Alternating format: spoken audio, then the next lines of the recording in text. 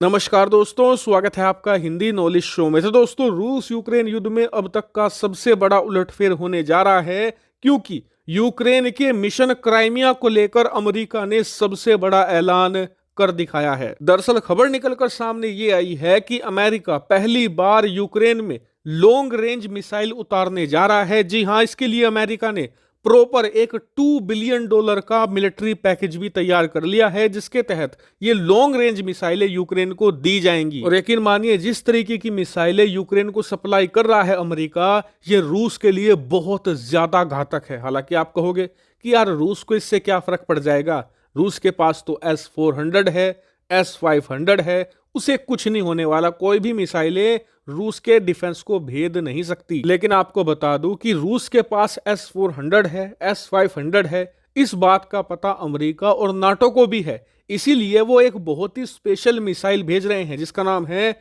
Ground launch smart diameter bombs, या फिर इन्हें GLSDB भी कहा जाता है। और इसकी खास बात यह है कि ये बहुत ही चीप होते हैं, मतलब कि बहुत ही छोटे होते हैं, बहुत ही सस्ते होते हैं। और इनकी सबसे खास बात होती है इनकी रेंज और एक्यूरेसी। इनकी एक्यूरेसी है 3 फीट की, मतलब कि अगर कोई टारगेट है ना, तो ये उस टारगेट के 3 फीट के एरिया में जाकर गिरते हैं। इस हद तक की एक्यूरेसी है। वहीं बात करें रेंज की, तो इसकी रेंज है लगभग 150 किलोमीटर। हालांकि अगर भारत के पास ऐसी मिसाइल होती तो हम उसे स्मॉल रेंज या फिर मीडियम रेंज की मिसाइल कहते, लेकिन यूक्रेन एक छोटा देश है और जहां पर यह युद्ध लड़ा जा रहा है वो ऐसा इलाका है कि 150 किलोमीटर की मिसाइल भी लॉन्ग रेंज में कंसीडर की जाती है। इसके अलावा एक खास बात इसकी ये है कि ये हद से ज्यादा वर्सिटाइल है, मतलब इसे लड़ाकू विमान से आप फायर कर सकते हो, चाहो तो M270 से फायर कर सकते हो। इतना ही नहीं, यूक्रेन के पास जो हिमार्स है उनसे आप इसे फायर कर सकते हो। लेकिन सबसे बड़ा सवाल कि अमेरिका के पास एक से बढ़कर एक एडवांस मिसाइलें मौजूद है, लेकिन इसी को क्यों चुना गया है? इसका कारण यह है कि रूस के पास S-400 है, S-500 है। ऐसे में वो बड़ी से बड़ी मिसाइल को इंटरसेप्ट करके मारकर गिरा सकते हैं। लेकिन जो ये GLS है ना, ये रॉकेट सिस्टम की तरह रिएक्ट करते हैं। और हमने देखा है कि पिछले 4-5 महीनों में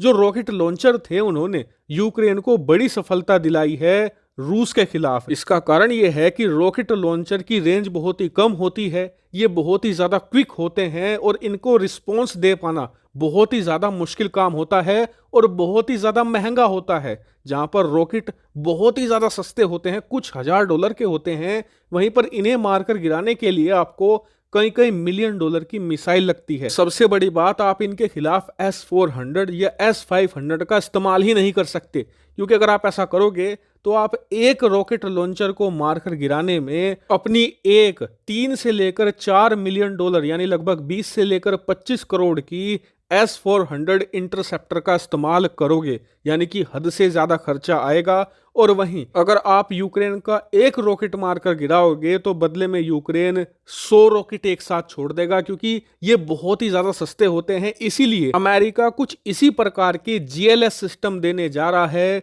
यूक्रेन को, जो एक तरीके से लॉन्ग रेंज रॉकेट ही आप समझ लीजिए। और देखिए, पिछले 1 साल में अमेरिका क्या, पूरी दुनिया को यह पता चल चुका है कि रूस का जो डिफेंस सिस्टम है ना, वो बड़ी बड़ी शक्तिशाली मिसाइल रोकने में एकदम वर्ल्ड क्लास है। लेकिन बात करें रॉकेट की, तो उन्हें रोक पाने में इनका डिफेंस मैकेनिज्म बहुत ही ज्यादा वीक है। इसीलिए ये इस वीकनेस का इस्तेमाल कर रहे हैं। लेकिन आपको सबसे बड़ी बात ये बता दूं कि यूक्रेन को ये हथियार अंधाधुंध नहीं दिए जा रहे हैं, इनको लेकर प्रॉपर प्लानिंग है और इनका एक बड़ा टारगेट भी है। दरअसल पिछले कुछ दिनों में सैकड़ों टैंक यूक्रेन को सप्लाई किए जा रहे हैं, अब नई नई मिसाइलें भी दी जा रही हैं, और साथ ही यूक्रेन ये भी डिमांड कर रहा है कि उसे लड़ाकू विमान भी दिए जाएं, खासकर कि F-16 की वो मांग कर रहे हैं। तो ऐसा क्यों किया जा रहा है? इसका कारण ये है कि यूक्रेन को अब ये लग रहा है कि जिस तरीके से वो एडवांस कर रहे हैं और रूसी सेना को पीछे खदेड़ रहे हैं, अगर उन्होंने थोड़ा सा जोर और लगाया तो वो अपना क्राइमिया भी रूस से वापस ले सकता है। वो कहाँ है? स्क्रीन पर आप देखिए,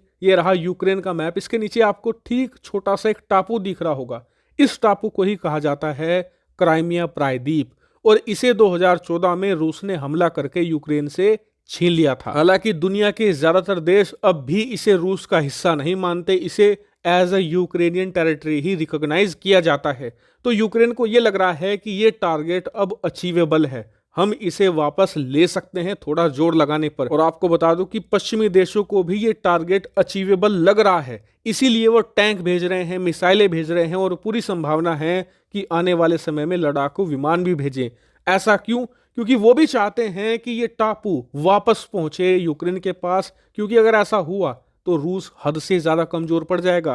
क्योंकि इस टापू पर पड़ता है एक पोर्ट जिसका नाम है सवस्तापोल। और आप जानकर हैरान होंगे कि रूस इतना बड़ा देश है, चारों तरफ इतना बड़ा समुद्र है, लेकिन सवस्तापोल ही एकमात्र ऐसा पोर्ट है जो साल के 12 महीने खुला रहता है। वरना यूक्रेन के लगभग सारे पोर्ट साल के कोई 2 महीने, कोई 4 महीने, कोई 6 महीने बर्फ में बंद रहता है। इसीलिए अगर ये पोर्ट रूस से छीन जाता है तो रूस काफी हद तक अंतर्राष्ट्रीय व्यापार से कट जाएगा, क्योंकि हर साल वो करीबन 2 से लेकर 3 महीने दुनिया के साथ व्यापार कर ही नहीं पाएगा। और इसीलिए पश्चिमी देश भी अब जोर लगा रहे हैं अपनी तरफ से। हालांकि आप कहोगे कि रूस भी तो इसके खिलाफ तैयारियों में जुटा होगा, उसने क्या तैयारी करी है? तो फिलहाल वो तैयारी कर रहे हैं फायरिंग की, मतलब वो अपने एक एक करके सभी कमांडरों को फायर कर रहे हैं और नए लोगों को नौकरियों पर रख रहे हैं। और आपको बता दो कि पिछले 1 साल से यही हो रहा है। हर 1 से लेकर 1.5 महीने के बाद व्लादिमीर पुतिन अपने कमांडरों को नौकरियों से निकालते हैं